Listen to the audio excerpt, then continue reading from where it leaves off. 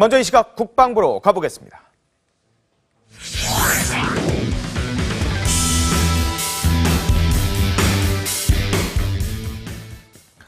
북한이 오늘 아침 평양 순안 일대에서 탄도미사일을 발사했습니다. 북한 미사일은 이번에도 일본 상공을 지나 북태평양에 떨어졌습니다. 국방부에 나가 있는 취재기자 연결해 보도록 하겠습니다. 안영영 기자, 미사일 사거리가 지난번보다 길어진 거죠? 네, 합동참모본부는 북한이 오늘 오전 6시 57분 평양시 순안 일대에서 동쪽으로 탄도미사일 한 발을 발사했다고 밝혔습니다. 사거리는 약 3,700km, 고도는 770km로 미사일은 일본 상공을 지나 태평양으로 떨어졌습니다. 북한은 지난달 29일 오늘과 같은 장소인 평양 순안 비행장에서 일본 상공을 넘어 중거리 탄도미사일 화성 12형을 발사했습니다. 지난번엔 사거리 2,700여 킬로미터에 고도 550km였는데 이번엔 사거리가 1,000km 정도 늘어난 겁니다. 북한은 지난달부터 한반도 유사시 전략자산이 출동하는 괌의 미군 기지를 탄도미사일로 포위 사격하겠다고 엄포를 놨습니다. 이번 미사일은 북한에서 괌까지의 실제 거리인 3,400여 킬로미터를 훨씬 뛰어넘는 수치입니다. 우리 군은 북한 미사일 발사와 동시에 동해상으로 현무2 미사일 실사격 훈련을 실시했습니다. 합참은 이번 훈련을 북한의 도발 원점인 순안 비행장까지의 거리인 250km를 고려해 실시했다고 밝혔습니다. 하지만 육군이 쏜 현무 미사일 2발 중 한 발은 목표물에 명중했지만 다른 한 발은 발사 수초 만에 동해상에 낙하했다고 군 당국이 밝혔습니다. 올해 실사격에서 현무 미사일이 추락한 것은 이번이 처음입니다. 지금까지 국방부에서 TV조선 안형령입니다. 문재인 대통령은 국가안전보장회의 전체 회의를 긴급 소집했습니다. 청와대 취재기자 연결해 보도록 하겠습니다. 홍혜영 기자, 문재인 대통령 어떤 얘기를 했습니까? 네, 북한이 IRBM급 중거리 탄도미사일로 추정되는 미사일을 또다시 발사한 직후 문재인 대통령은 오늘 오전 8시부터 9시 12분쯤까지 청와대에서 국가안전보장회의 NSC 전체 회의를 열었습니다. 문 대통령은 우리에게는 북한이 도발해올 경우 조기에 분쇄하고 재기 불능으로 만들 수 있는 힘이 있다며 국민이 정부를 믿고 생업에 종사해달라고 당부했습니다. 또 북한이 최근 주장한 EMP, 생화학 위협 등 새로운 유형의 위협에 대해서도 면밀히 분석하고 대비태세를 갖추라고 말했습니다. 북한을 향해서는 이런 상황에서는 대화도 불가능하다면서 북한이 대화의 길로 나올 수밖에 없도록 국제사회의 제재와 압박이 한층 더 옥죄어질 것이라고 경고했습니다. 어제 대북 인도적 지원을 고려하고 있다라고 얘기를 했었는데 이런 상황에서 정말 그렇게 북한한테 뭘 줘야 되느냐 이런 얘기가 많았거든요. 청와대 혹시 입장 변화가 있습니까? 네, 아직까지는 대북 인도적 지원 의사에는 변함이 없다는 점을 분명히 했습니다. 청와대 관계자는 문재인 정부의 대북 기조 변경은 없다면서 북한의 핵 미사일 도발에는 제재와 압박으로 단호하게 대응하고 이와는 별개로 인도적인 지원은 진행할 수 있다고 설명했습니다. 하지만 정부가 국제기구를 통해 800만 달러, 우리 돈 90억 원 규모의 대북 인도 지원을 검토한다고 발표한 지 하루 만에 북한이 또다시 도발을 감행한 만큼 논란은 이어질 것으로 보입니다. 문 대통령은 다음 주 미국을 방문해 유엔 총회에서 기조연설을 할 예정인데요.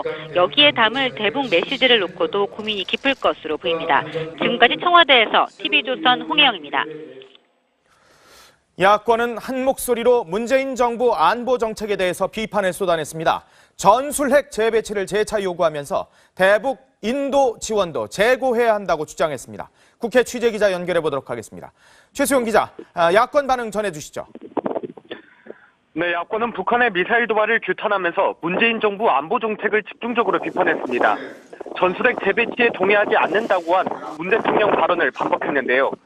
자유한국당 홍준표 대표는 문 대통령은 적가 통일용인 북핵을 체제 보장용이라 말한다며 어이없는 안보관이라 지적했습니다. 그러면서 우리가 살 길은 핵무장을 통한 남북 핵 균형을 하는 방법밖에 없다고 말했습니다. 바른정당 주호영 대표 권한대행도 정부를 향해 안보 무능이란 말도 사치이고 안보 포기라 비판하며 전술핵 재배치를 촉구했습니다. 국민의당 안철수 대표는 이 시점에서 우리가 할 수 있는 모든 옵션을 테이블에 올려놓고 검토할 때라고 여지를 남겼습니다. 청와대가 어제 발표한 800만 달러 규모의 대북 인도 지원 방침에 대해서도 시기가 잘못됐다며 반대했는데요. 한국당 정우택 원내대표는 갈팡질팡 좌충우돌하는 정책에 한숨이 나온다고 했고, 주대행은 이 시점에 북을 지원하겠다는 엇박자는 어디서 나오냐고 꼬집었습니다. 안 대표도 북이 다시 미사일을 쏘아대는 지금이 적기인지 판단해봐야 한다고 지적했습니다. 지금까지 국회에서 TV조선 최수영입니다. 자, 북한 얘기 좀 자세히 짚어보겠습니다. 문성묵 한국국가전략연구원 통일전략센터장 함께 모셨습니다. 네. 어서 오십시오. 안녕하십니까. 자, 이 북한의 도발에도 정부는 인도적 대북 지원은 추진하겠다는 의사를 밝히고 있는데요. 자, 정부의 입장을 먼저 들어보도록 하겠습니다. 북한의 영유아, 임산부 등 북한의 취약계층에 대한 인도적 지원은 정치적 상황과 무관하게 지속한다는 것이 우리 정부의 기본 입장입니다. 유엔 산하 국제기구의 요청에 따른 대북 지원 사업에 대해서 논의가 될 예정입니다. 지원 방침이 결정되면 지원에 대한 구체적인 시기 등은 여러 가지 상황을 보면서 결정해 나갈 계획입니다. 자, 바로 어제 정부가 대북 인도적 지원은 우리가 해야 되는 거 아니냐. 그렇죠. 그래서 800만 달러 정도 지원하겠다라고 했는데 바로 하루 만에 이거 지금 미사일 쐈어요, 북한이. 그렇습니다. 북한의 미사일 발사 어떻게 보면 굉장히 충격적이라 할 수 있겠는데요. 예. 우리 정부의 대북 인도 지원 검토에 대한 직접적인 응답이라고 볼 수도 있다고 전문가들은 얘기를 하고 있어요. 그러니까 예. 돈이 중요한 게 아니다 이거죠. 그리고 이제 정부가 어제 국제기구를 통해 이제 북한 그 모자 복원 사업에 800만 달러를 지원하는 방안을 추진하겠다고 밝혔는데 북한이 불과 하루 만에 도발을 감행에 따라서 어떤 우리의 제의가 좀 무색해졌다 이런 얘기가 나오고 있습니다. 예. 그러면 이제 청와대는 오늘 북한의 그 탄도미사일 발사에도 인도적 지원은 그대로 진행한다는 방침을 재확인했거든요. 그래요? 그렇습니다. 문재인 정부의 대북 기조는 이제 변경은 없다면서 북한 미사일 발사와 핵 도발에 대한 단호한 제재 기조는 유지하지만 이와는 별개로 인도적 지원은 진행할 것이다라고 이렇게 말을 했습니다. 예. 북한의 화해 메시지를 전해 국면을 전환하려는 의도가 있다는 분석이 나오고 있습니다. 이게 통일부는 그런데 또 이 시점에요. 참. 노무현 정부 때 신설됐다가 이명박 정부에서 폐지됐었던 인도협력국. 결국 이거 북한 지원하는 그런 사업을 하게 되는 곳인데 8년 만에 부활을 하게 되거든요. 네. 인도적 지원 중요하긴 합니다만 굳이 이 시점. 북한은 계속 도발하고 있거든요. 그렇죠. 지금 뭐 충격적이라고 말씀을 하셨는데 제가 볼 때는 뭐 충격적이라기보다는 이미 예견된 도발이라고 볼 수 있어요. 예. 북한이 육차 핵실험을 했고 거기에 대해서 유엔 안보리가 초강수 2375호 대북 제재 결의를 했고 예. 북한이 거기에 대해서 강력히 반발하면서 미국의 고통을 주겠다 이 예. 예고를 했어요. 그렇기 때문에 오늘 미사일 도발은 그건 뭐 예견된 도발이었는데 예. 이 시점 자체가 우리가 대북 인도적 지원을 발표한 직후에 있었다고 하는 그렇죠. 점. 예. 그런데 말씀하신 대로 인도 지원이라고 하는 것은 물론 필요합니다. 북한 지금 김정은 정권은 우리가 적대하고 있지만 예. 북한 주민들에 대해서 우리가 마음을 얻어야 하는 그럼요. 우리 그런 공포니까. 필요 때문에 인도 지원이라고 하는 것이 필요하기는 하나 지금 북한은 핵을 개발하고 우리 국민들에 대해서 핵으로 완전히 진뭉개보기겠다고 하는 그렇죠. 이런 상황 속에서 우리가 지원한다고 하는 것이 우리 예. 국민 정서에도 맞지 않고 국제사회에서 일관되게 김정은을 압박하고 변경시키고자 하는 상황과는 조금 거리가 있다라고 하는 이런 지적들이 있는 것이죠.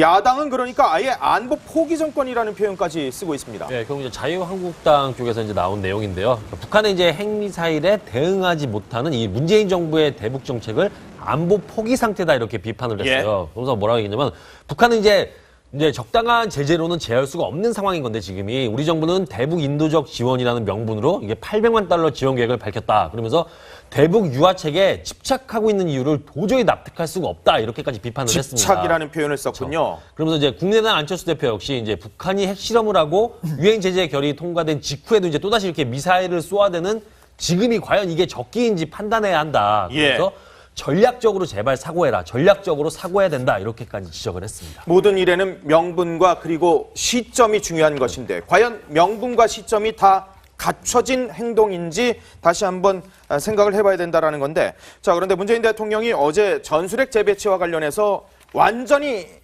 잘라서 그게 무슨 말이냐 이거 우리는 전술핵 재배치 안 한다라고 선을 그었거든요. 전술핵 재배치 물론 뭐 안 할 수도 있습니다만은 지렛대 정도의 카드 정도로 남겨놓는 게 오히려 더 유리했을 수 있지 않느냐라는 얘기도 있거든요. 그렇죠.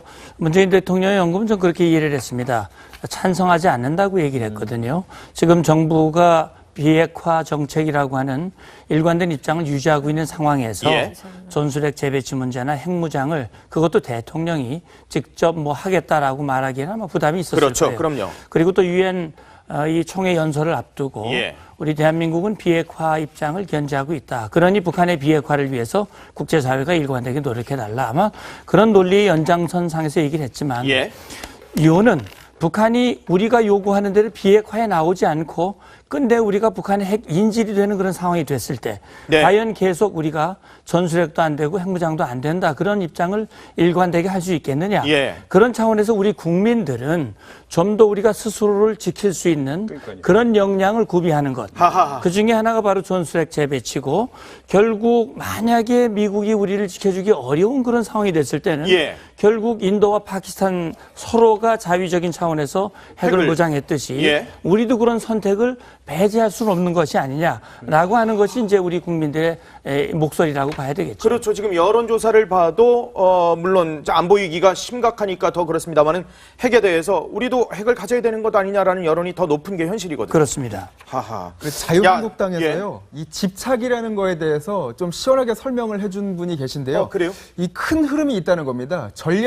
전술핵 재배치는 안 된다. 그리고 예. 800만 달러는 송금을 해준다. 그리고 인도 협력국을 설치한다. 이거는 지난 2007년에 노무현 대통령이 14 정상회담을 하지 않았습니까? 예. 조금만 있으면 10주년입니다. 그렇죠. 10주년 20일 전에 맞춰서 하나씩 카드를 전달하면서 예. 뭔가 10주년의 큰 그림을 그리겠다. 이런 목적이 있어서 그런 걸로 보인다. 라는 게 지금 야당의 주장입니다. 그러니까 그래서 큰 그림이 있다는 집착이라는 거죠. 표현을 네, 그렇습니다. 썼다는 말씀이시군요. 네, 그렇습니다.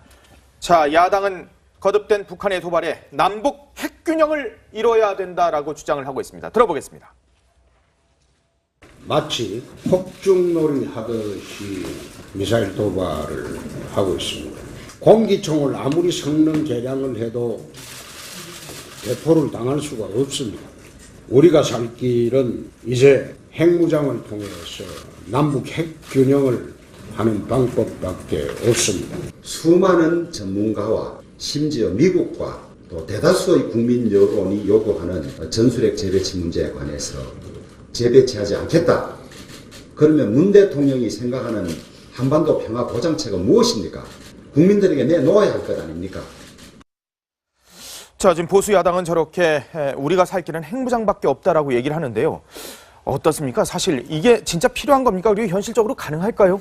예, 우선 이제 필요성과 가능성은 좀 별개로 봐야 될 것 예. 같은데 필요성이라고 하는 건 이제 국제 정치상에서 또 국제 이 정치 이론상으로 보면 결국은 핵은 핵의 균형을 통해서 네. 다시 말하면 공포의 균형을 통해서 상대방을 억제할 수 있다. 예. 억제라고 하는 건 상대방 내가 만약에 이걸 사용하면 상대방도 그걸 사용해서 내가 죽을 수 있다라고 하는 생각을 가져야 행동을 억제할 수 예. 있는데 북한은 핵을 가지고 있는데 우리는 핵이 없단 말이죠. 예.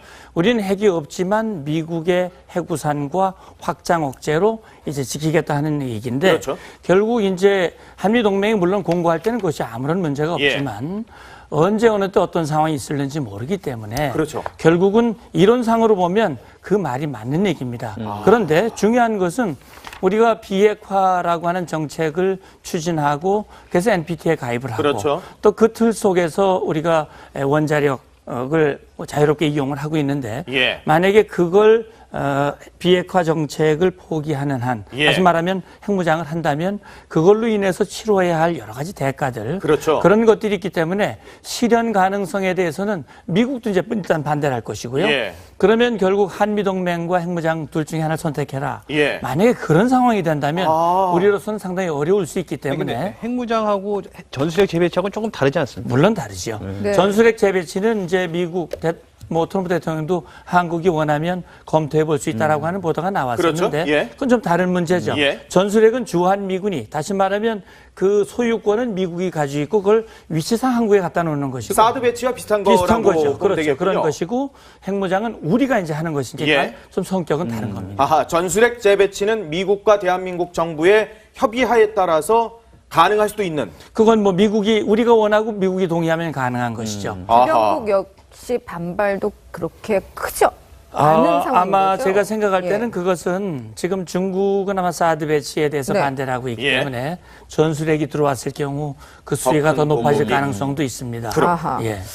자, 여당은 어떤 입장인지 추미애 대표의 얘기 들어보겠습니다. 고도화되는 북한 핵미사일 위협에 대한 대응책으로 킬체인을 보완하는 것은 분명히 필요해 보입니다. 한미 양국의 핵우산 운영 방안을 구체화하고 우리 군대의 탄두 중량을 늘리는 등 보복 능력이 강화되어야 할 것입니다. 전술핵 도입은 우리와 국제사회가 그동안 노력해온 북핵의 평화적 외교적 해법 원칙을 한순간에 무너뜨리는 것입니다. 자, 추미애 대표도 그렇고 대통령의 측근이라고 할 수 있는 문정인 통일안보특보 그리고 정세현 전 통일부 장관 등이 잇따라서 거듭거듭 계속 이 대화 지금 이 상황에서도 대화를 얘기를 하고 있습니다. 네, 그렇습니다. 뭐 시종일관 대화만 계속 강조를 하고 계신데요. 문정인 대통령 통일 외교안보 특보는 전술핵 재배치와 우리나라 자체 핵무장에 대한 반대 입장을 거듭 강조를 하고 있습니다. 대한민국의 핵은 없어야 된다 이런 이야기인데요. 그러면서 북한을 핵보유국으로 인정하라고 하고 핵동결을 전제로 한미 연합훈련 중단 내지는 축소를 제안하고 있습니다. 노무현 정부 초대 통일부 장관을 지냈던 정세현 전 장관도 역시 유화책을 제시했는데요. 발언 직접 들어보시겠습니다. 미사일 발사하고 핵실험하고 하는 것은 겁나면은 우리 여기 1대1로 협상해서 그거 약속하라는 거거든요. 지금 초동 단계에서 이걸 막자하는 얘기를 우리가 미국한테 해야 된다는 얘기죠. 기초적인 조건만 갖추고 나오면은 뭐 평화협정도 얘기할 수 있고 무슨 다른 북측의 요구를 또 들어줄 수도 있다. 협상해보자. 이렇게 메시지를 보내도록 자꾸 촉구를 해야 됩니다. 대화가 상당히 중요하고 또 근원적 해결 방법일 수는 있습니다. 그런데 상대방이 지금 계속해서 지금 대화 제의에도 불구하고 묵살을 하고 오히려 도발을 하고 있는 상황에서 과연 이게 의미가 있는 것이냐. 거기에 전술핵 재배치는 무조건 안 된다. 대북 지원은 해야 된다.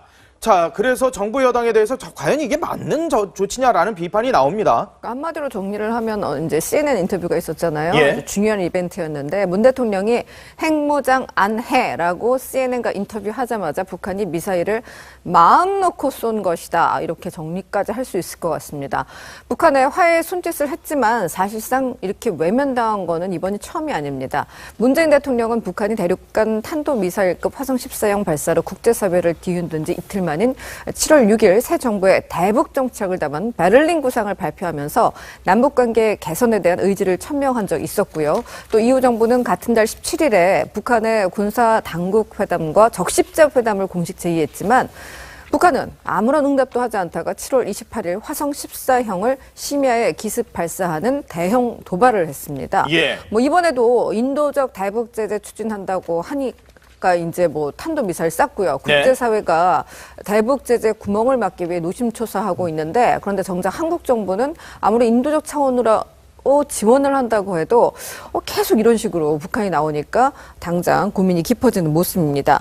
예. 당장 오늘 북한의 노동신문에서도 역시 이에 대한 그 부정적인 입장을 보였는데요. 그래요? 우리나라를 패싱했어요. 그냥 노동신문 오늘자가 나왔는데 예. 우리나라에 대한 언급은 자체가 아예 없습니다. 예. 그러면서 미국을 겨냥해서 그 어떤 압박을 해도 우리에게 통하지 않는다라고 하면서 예. 자, 엄연한 현실을 대담하게 인정하고 대북 정책을 전환할 용단을 내려라. 그러면서 한반도 문제에서 손을 떼는 것이 현명할 것이다라고 미국에 촉구를 했습니다. 아하. 그러면서 우리에게 계속 연속 패하고 있는 미국의 심리는 복잡하겠지만 예. 잘 판단해서 조선반도에서 체면을 유지할 수 있는 길은 발을 빼는 것뿐이다라고 했습니다. 주한미군 철수하라는 거죠. 결국은 북한의 그 목표는 네. 분명해요. 북한의 정치적인 목표는 일관되게 대남적화 전략 목표를 달성하기 위한 것이고 예. 그걸 위해서 핵미사일을 고도화시키고 완성을 해서 예. 결국 미국과 대등한 입장에서 평화협정을 체결하고 주한미군 철수, 한미연합연습 중단, 예. 한미동맹을 완전히 고리를 끊어버리면 북한이 단독으로 1950년에 이루지 못한 김일성의 꿈을 손자가 이룰 수 있다라고 하는 그 목표는 분명하고 그건 변함이 없는 겁니다. 그렇기 때문에 방금 우리 김 기자 말씀하신 대로 예. 노골적으로 이제 얘기하는 거예요. 미국이 살 길은 한반도에서 나가는 길이다. 그렇지 않으면 워싱턴 각오해라. 이 얘기지요. 정부 어떤 입장인지 청와대 대변인의 얘기 들어보겠습니다. 북한의 추가 도발 가능성이 충분히 높다는 것을 예측하고 국제 공조 대응 대책을 전략적으로 세우고 안보리 결의안 2375호가 철저히 이행될 수 있도록 모든 역량을 집중하라고 지시하였습니다. 최근 북한이 주장한 EMP, 전자기펄스탄과 생화학 위협 등 새로운 유형의 위협에 대해서도 면밀히 분석하고 대비 태세를 갖추도록 지시하였습니다. 자, 이번에 쏜 게 정확하게 뭡니까? 네, 일단 합동참모본부가 이날 이제 북한이 오전 6시 57분에 평양 순안공항에서 이제 일본 상공을 지나 북태평양 해상으로 불상 탄도미사일 한 발을 발사했다 이렇게 얘기를 했지 않습니까? 지금 일단 합참의 밝힌 대로 보면은 최대 고도가 약 한 770여 킬로미터, 비행거리는 약 한 3,700킬로미터로 지난번보다 좀 늘어났습니다. 그래서 지금 추가 정보에 대해서는 한미가 정밀 분석 중에 있다라고 얘기하고 있는데 많은 분들이 화성 12형, 그러니까 즉 IRBM, 그러니까 탄도미사일은 아니고 그 IRBM 정도, 화성 12가 아니겠냐라는 그러니까 대륙간 탄도미사일 아니고 중거리 탄도미사일이라는 거죠? 그거라고 지금 얘기를 하고 있는데 아까 우리 문성모 위원이 얘기했듯이 많은 분들이 그런 얘기를 해요. 자, 한국하고 북한하고 사막을 가는데 한국은 물과 빵이 있어요. 북한은 권총밖에 없어요. 근데 우리는 물을 한 모금 줄까? 두 모금 줄까? 아니 반을 줄까? 이렇게 생각하고 있는데 북한은 이거를 언제 뺐을까? 이렇게 생각하고 있는데 그걸 지금 이게 권총이냐 장총이냐 그게 의미가 없대요. 우리가 뭔가 같이 총이 있어야 그래야 뭐 물을 주든 빵을 줘도 그쪽에서 응할 텐데 우리는 총을 들고 있는 사람한테 한 모금 줄까? 두 모금 줄까? 반 줄까? 뭐 이렇게만 생각하고 있으니까 이게 안 된다. 이런 얘기가 지금 나오고 있습니다. 확 와닿네요. 자, 북한이 오늘 발사한 미사일 어떤 의미가 있는 건지 백대우 기자가 좀 정리를 해봤습니다. 북한이 발사한 미사일은 대략 최대 고도 770km, 비행거리는 3,700km에 이르는 것으로 파악되고 있습니다. 중거리 탄도미사일, 이른바 IRBM급 미사일이라는 관측이 전해지고 있습니다. 일각에서는 대륙간 탄도미사일 ICBM급을 저각 발사한 것이란 주장도 조심스럽게 제기는 되고 있지만 IRBM급이란 분석에 무게가 실리고 있습니다. 지난달 29일 발사한 IRBM 미사일보다 실전 배치에 한 걸음 더 다가선 것이다. 이렇게 이야기들이 나오고 있습니다. 이를 두고 발사 각도를 조절했다. 혹은 연료량을 조금 더 늘렸다. 혹은 탄두 중량 축소 등 미사일 무게를 줄였다. 등등 다양한 관측들이 전해지고 있습니다. 미사일 궤도를 조금 수정해 남쪽 방향으로 90도 정도 각도를 틀어보겠습니다. 미국령인 괌까지의 거리와 유사한 그림이 지금 준비가 될 텐데 오늘 쐈던 내용을 90도 정도 각도로 틀면은 괌을 타격할 수 있는 그런 정도가 나오는 겁니다. 북한은 앞서 괌포의 사격을 예고를 했는데요. 단순 엄포용이 아니었음을 증명한 셈입니다. 우리는 미국으로 하여금 사상 유례없는 곤혹을 치르게 만들 것이라고 경고하였다. 이것은 빈말을 모르는 공화국의 변함없는 공식 입장이다. 북한에서 괌까지의 거리는 발사 위치에 따라 대략 3,400km 안팎으로 측정되는데요. 일부러 조금 넉넉하게 발사한 것인지 아니면 아직 장거리 정밀 타격 능력까지는 갖추지 못한 것인지 해석은 분분합니다. 하지만 사실상 괌, 미국을 겨냥했다는 분석에는 이견이 없습니다. 자, 백대우 기자의 정리를 들어봤습니다. 자, 북한이 6차 핵실험 12일 만에 또다시 초대형 도발을 감행한 건데 북한이 궁극적으로 노리는 게 뭡니까? 우리나라는 아니죠. 바로 네. 미군 기지가 있는 괌 겨냥을 한다는 것은 일단은 확실합니다. 예. ICBM 완성에 필요한 마지막 과제가 뭡니까? 그 어렵다는 대기권 재진입 기술을 시험하기 위해서라고 볼 수 있습니다. 예. 그 과정에서 많이 탄도가 무너지거든요. 자, 중국과 러시아까지 만장일치로 합의해서 통과한 안보리 제재 결의안, 그리고 사드 임시 설치 완료, 또 미국의 대북 독자 제재 등 모든 것이 다 불만인 상황에서 이렇게 예. 쏘아 올렸다라는 해석이 일단 나올 수 있고요. 일각에서는 북한은 이런 외부적인 요인 없이 정해진 로드맵에 따라 그냥 구체적으로 자기 길을 묵묵히 가는 마이웨이 중이라는 분석까지 나옵니다. 그 사이 여러 가지 안보리의 제재나 미국의 반응 같은 것을 명분으로 그냥 던지는 것뿐이라는 예. 거죠. 북한은 실제 몇 달 전부터 계속 끝까지 가겠다는 입장을 드러냈고요. 네. 오늘 노동신문에서조차 우리는 끝까지 전략을 바꾸지 않을 때까지 미국을 공격할 것이다라는 네. 입장을 분명히 했습니다. 자, 우리 군 이 대응 태세도 좀 문제가 있는 것 같습니다.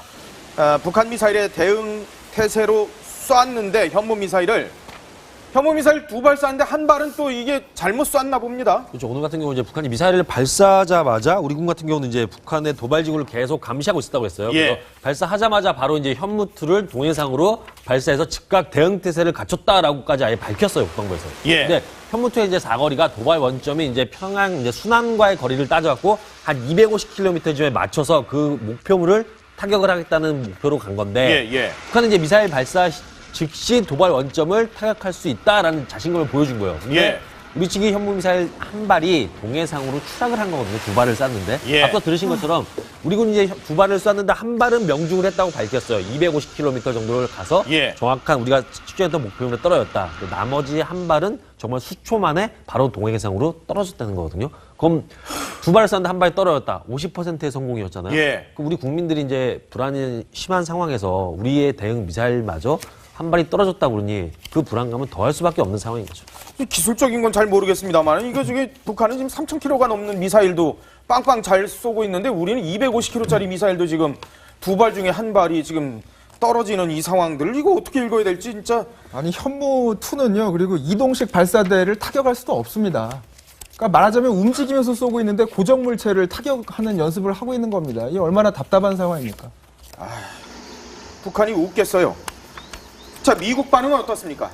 네, 미국 국방부는요, 일본 영토를 넘어서 태평양으로 발사한 중거리 탄도미사일이라고 이야기를 하면서요, 북한의 미사일 발사가 북미에 위협이 되지 않았다, 이렇게 밝혔습니다. 하지만 정책적인 반응은 아직까지는 나오지 않고 있습니다. 백악관은 트럼프 대통령이 북한의 미사일 발사 소식을 보고받고 대책을 논의 중이다, 이렇게만 밝혔습니다. 트럼프 대통령이 현재 플로리다 허리케인인 어마 피해 지역 시찰 일정을 소화 중인데 일단 그 일정에 집중을 하고 있는 것으로 보입니다. 렉스 틸러슨 국무장관은요, 중국과 러시아도 그들 자신만의 직접적인 행동을 해서 이런 무모한 도발을 북한이 더 이상 하지 못하도록 본인들도 참지 못하도록 해야 된다는 것을 보여줘야 한다, 이렇게 이야기했습니다. 자, 일본 상공을 오늘 통과를 했습니다. 일본 격앙된 반응을 보일 수밖에 없는데 아베 신조 일본 총리의 이야기 들어보겠습니다. 国際社会の一致した平和的解決への強い意志を踏みにじり、北朝鮮が再びこのような暴挙を行ったことは断じて容認できません。 우리의 대륙간 탄도 로켓을 보고도 아직 정신을 덜 차리고 못되게 나오는 일본 놈들에게 단단히 본때를 보여줘야 한다. 자, 일본 격앙된 반응을 보이고 있습니다만은 일본이 원래 자기 영토 쪽으로 발사하면 그거 다 맞춰버리게 쏴버리겠다라고 했는데 오늘 아무 움직임도 없었어요. 안 쏜 거예요? 못 쏜 거예요? 어떻게 되는 겁니까? 전문가들은 못 쏜 거가 아니냐라는 얘기를 하고 있어요. 그래요? 예, 이제 북한이 15일 오전 일본 홋카이도 상공을 통과해서 태평양상에 낙하하는 탄도미사일을 발사했는데 일본은 이제 미사일 궤적을 그냥 바라만 보고 있었단 말이에요. 스가 요시히데 일본 관방장관은 어저께만 해도 이렇게 얘기를 했습니다. 북한이 탄도미사일을 일본 영토 쪽으로 발사할 경우 요격도 포함해 대응할 것이다 라고 이렇게 호언장담했지만 하루 만에 허언으로 비춰지게 됐는데요. 앞서 북한이 같은 방향으로 탄도미사일을 발사했던 지난달 29일에도 일본은 미사일 궤적을 추적하는 거에만 만족했거든요. 예. 그래서 북한의 핵미사일 위협을 과장하면서 국민에게 요격 등 철저한 대응을 통해 국민의 안전과 안심을 확보하겠다는 일본 정부가 실제로는 아무런 조치도 못하고 결국엔 대피 안내만 한 셈이에요. 그러니까 대피 안내가 굉장히 빨리 이루어졌습니다. 두 차례에 걸쳐 북한이 발사한 탄도미사일이 일본 홋카이도 상공을 통과했음에도 일본이 요격하지 못하자 현 미사일 방어 시스템에 문제가 있는 거 아니냐 이런 얘기가 나오고 있어요.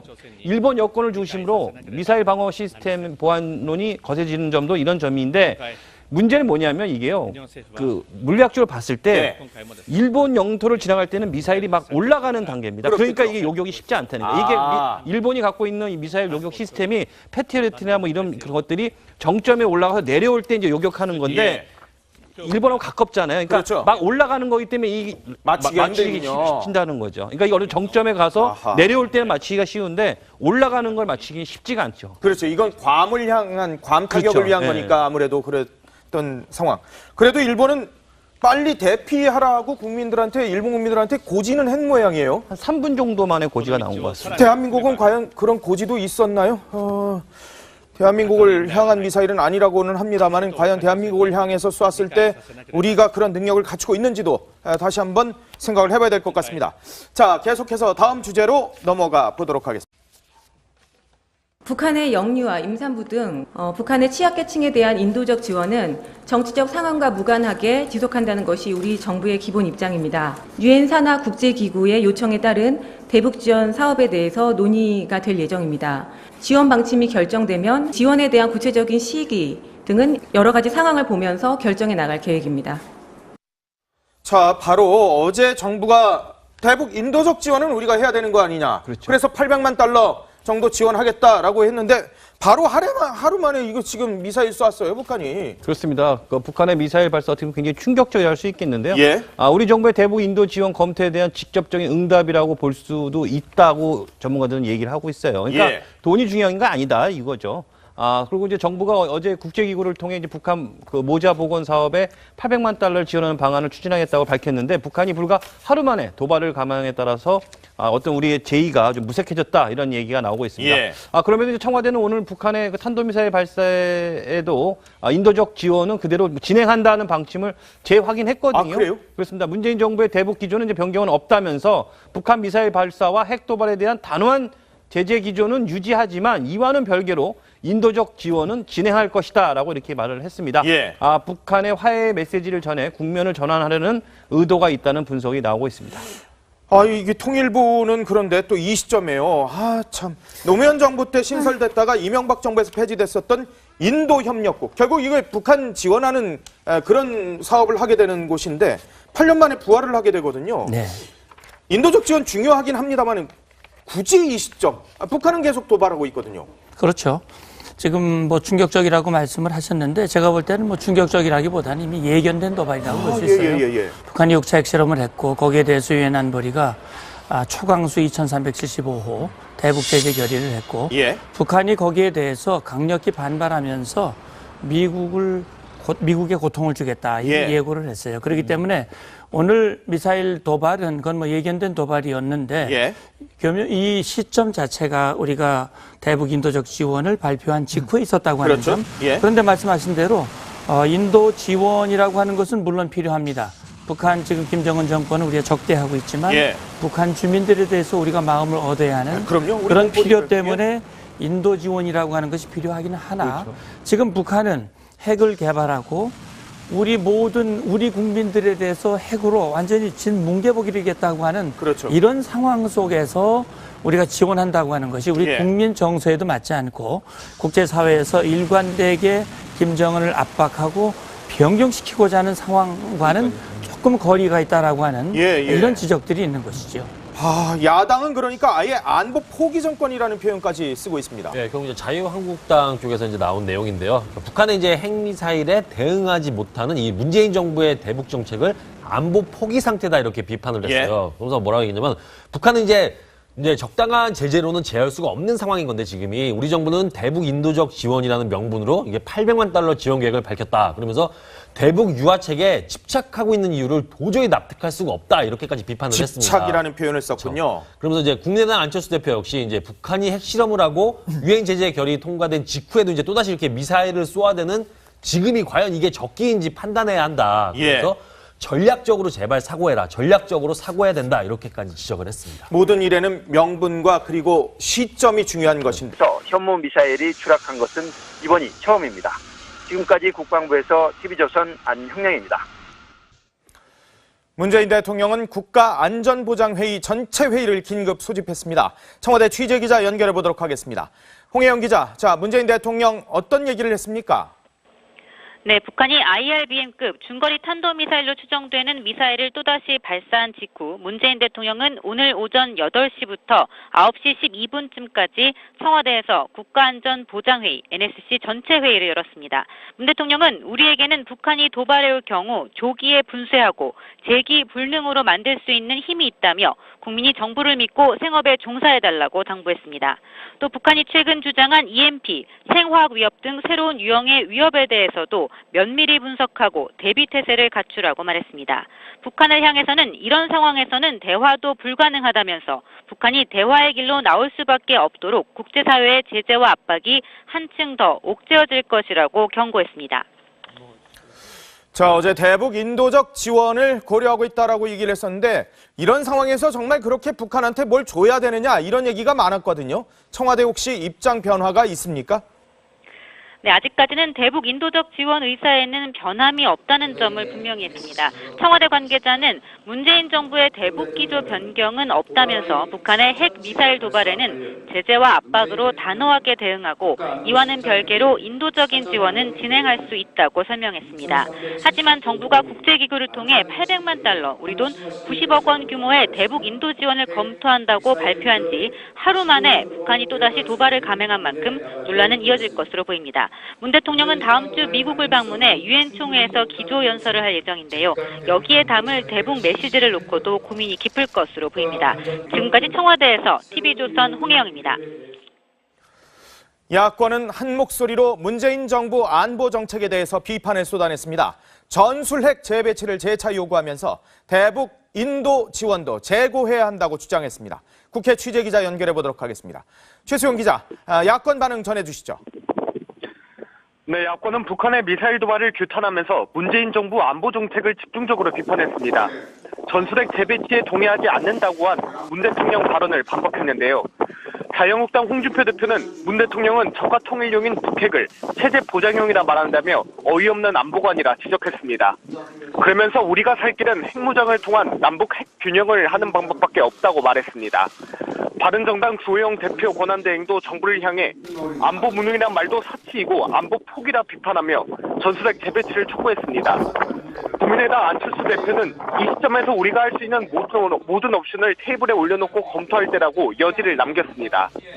청와대가 어제 발표한 800만 달러 규모의 대북 인도 지원 방침에 대해서도 시기가 잘못됐다며 반대했는데요. 한국당 정우택 원내대표는 갈팡질팡 좌충우돌하는 정책에 한숨이 나온다고 했고 주대행은 이 시점에 북을 지원하겠다는 엇박자는 어디서 나오냐고 꼬집었습니다. 안 대표도 북이 다시 미사일을 쏘아대는 지금이 적기인지 판단해봐야 한다고 지적했습니다. 지금까지 국회에서 TV조선 최수영입니다.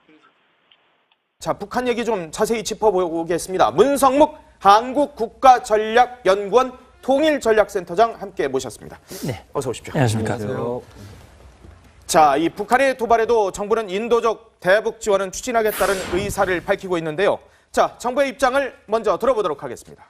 먼저 이 시각 국방부로 가보겠습니다.